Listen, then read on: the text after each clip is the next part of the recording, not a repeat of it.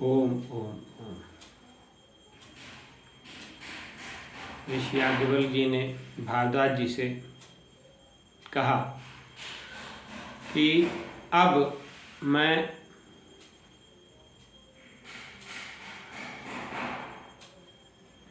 उमा महेश्वर को साक्षी मानकर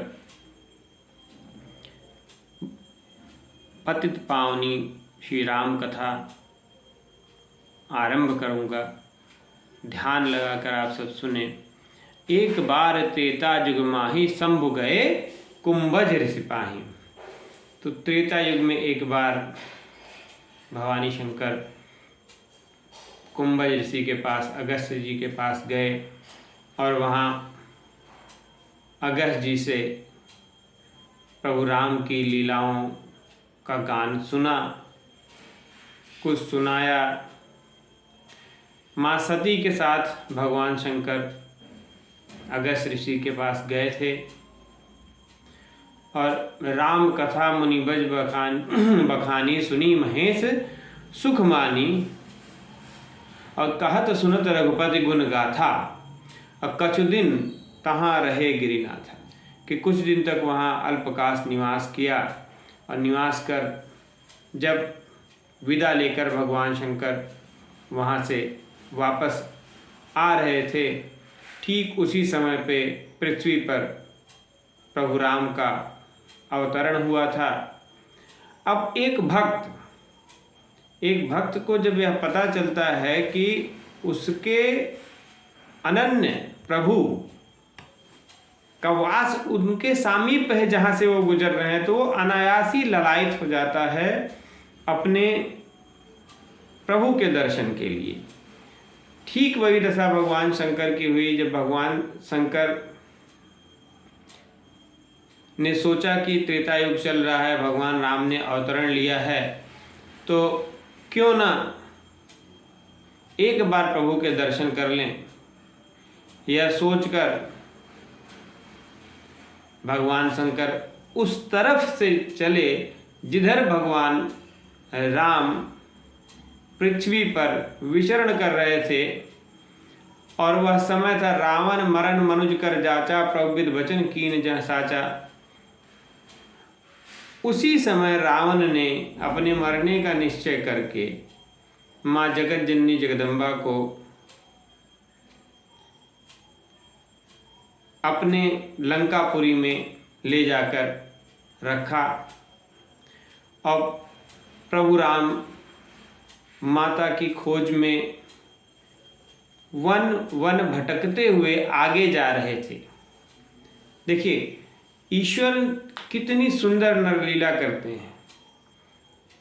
जगत स्वामी को सब कुछ पता है, फिर भी भगवान कैसे, भगवान एक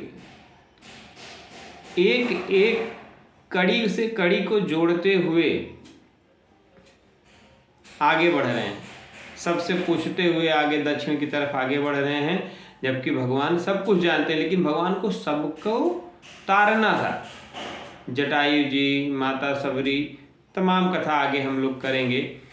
तो भगवान शिव शंभु भोलेनाथ उसी तरफ से आगे बढ़े और शंभु समय तेहि राम ही देखा, उपजा ही अति हरस विशेखा।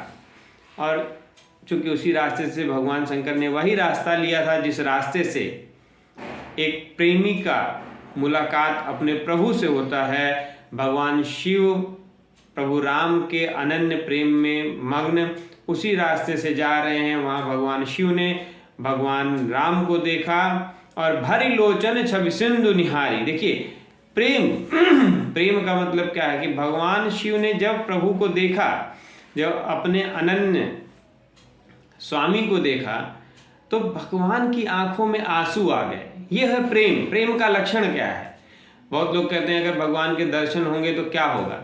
भगवान के दर्शन का गोस्वामी जी सीख दे रहे हैं कि आपके अश्रु, आपकी इच्छाएं वहीं खत्म हो जाएंगी और अश्रु चालू हो जाएगा। भरी लोचन छवि सिंधु निहारी, कुसुमय जान न कीन सिहारी। और वह समय उचित नहीं था, यह जान के प्रभु ने मन ही मन अश्रु भरे नेत्रों से भगवान शिव ने मेरे राम जी को प्रणाम किया और वह समय उचित न जानकर अपनी पहचान व्यक्त नहीं की। भक्त का भगवान से एक गोपनीय मिलन हो गया और प्रभु आगे बढ़ गए।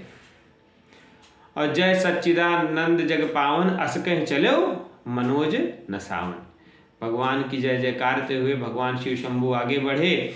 और वह जब दृश्य देखा माता सती ने, तो माता सती चूँकि भगवान के अलौकिक कथाओं का वर्णन सुन के अभी अगस्त्य ऋषि से आ रही थी और प्रभु हर समय भगवान राम का नाम जपते हुए आगे जा रहे हैं, इस प्रकार का मिलन और इस प्रकार का विरह देखकर माता सती के मन में अनायास ही शंका उत्पन्न हो गई और माता सती ने भगवान शिव से कहा कि प्रभु,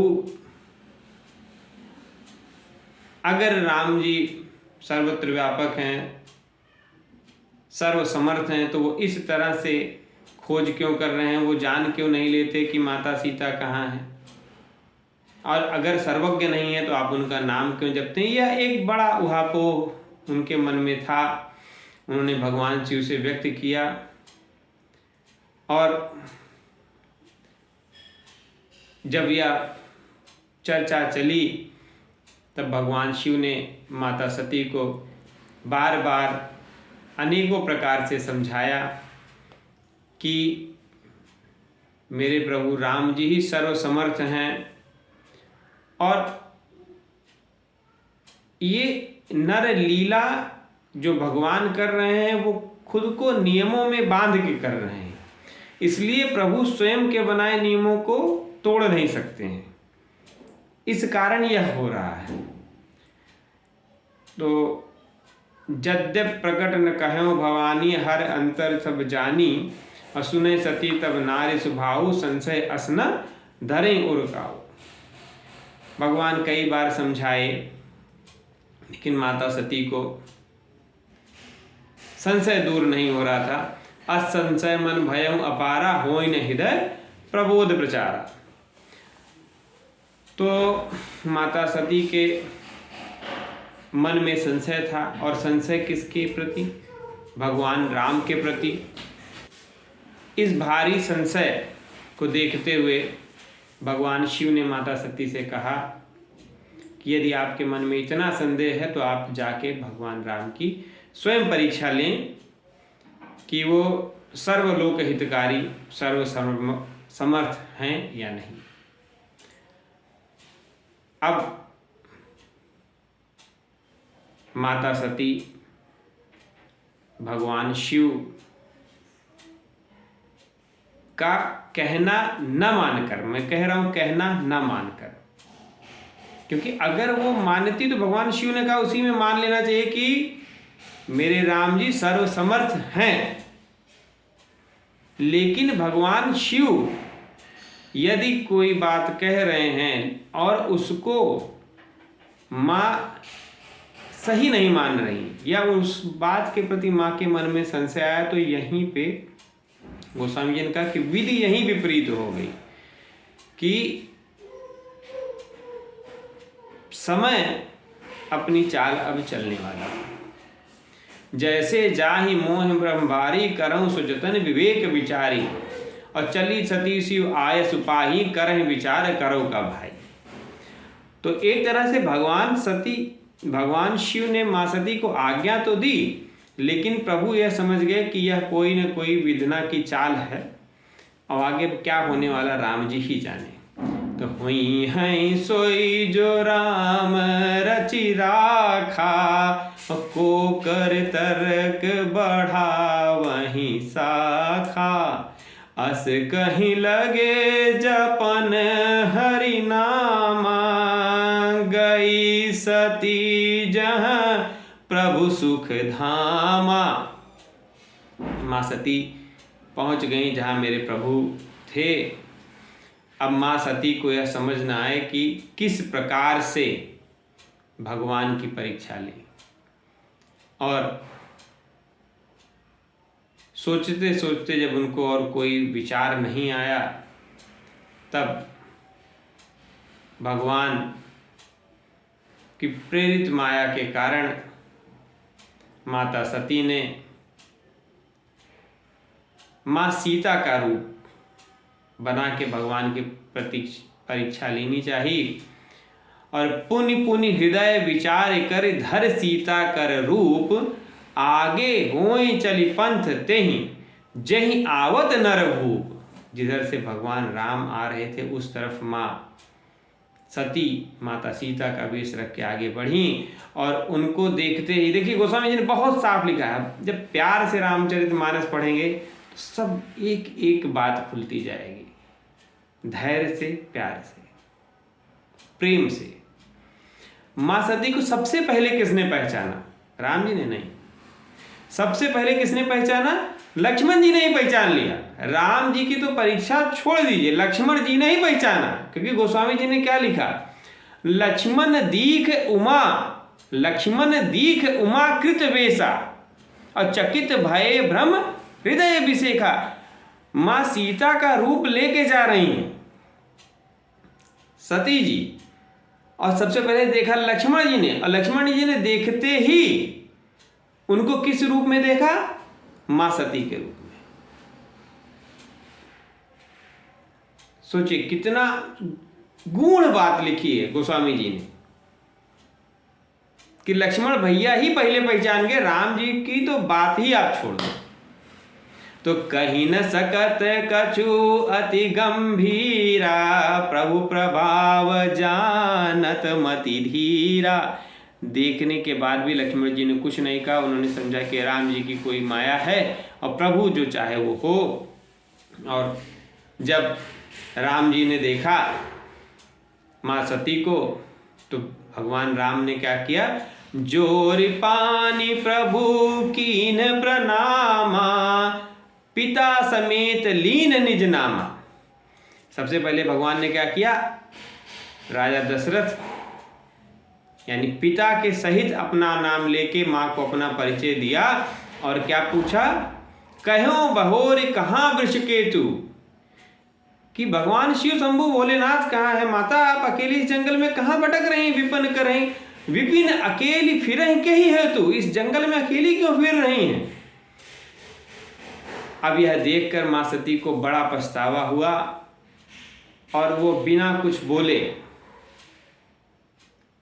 राम जी को प्रणाम कर वहाँ से डरती हुई भगवान भोले शंकर के पास वापस चली गईं। और आप सब जानते हैं उसके बाद भगवान शंकर ने, चूंकि माँ सती ने माता सीता जो भगवान शंकर के लिए आराध्य हैं उनका वेश धारण किया था, इसलिए भगवान शिव शंभु ने उसी दिन से यह मान लिया कि आज से माता सती भी उनके लिए आराध्य हो गई।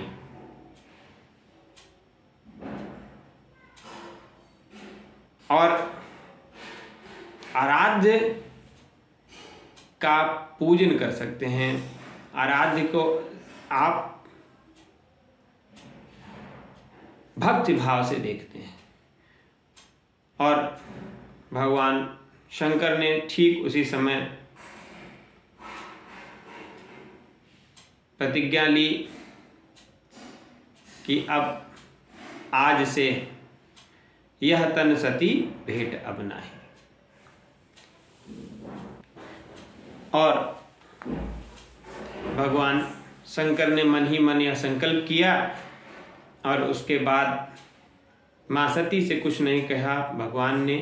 भगवान शंभु कैलाश पहुंचकर लागी समाधि अखंड अपार।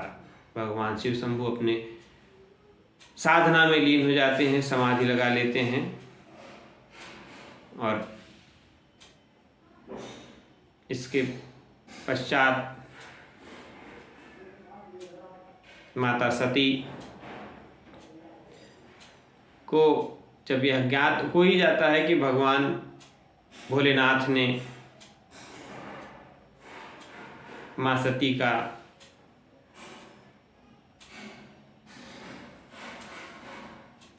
माता सती के इस रूप में स्वीकार न करने का मन बनाया। माँ दुखी रहने लगी और गोस्वामी जी लिखते हैं कि माता हर समय भगवान राम की आराधना करके पुनः भगवान राम से प्रार्थना करती हैं कि हे प्रभु, यदि भगवान शिव इस तन से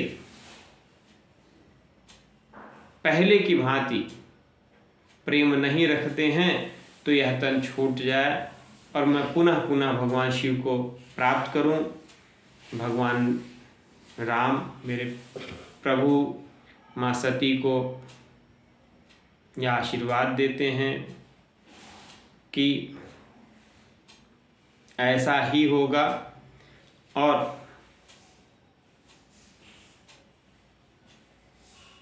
आगे की कथा अगले अंक में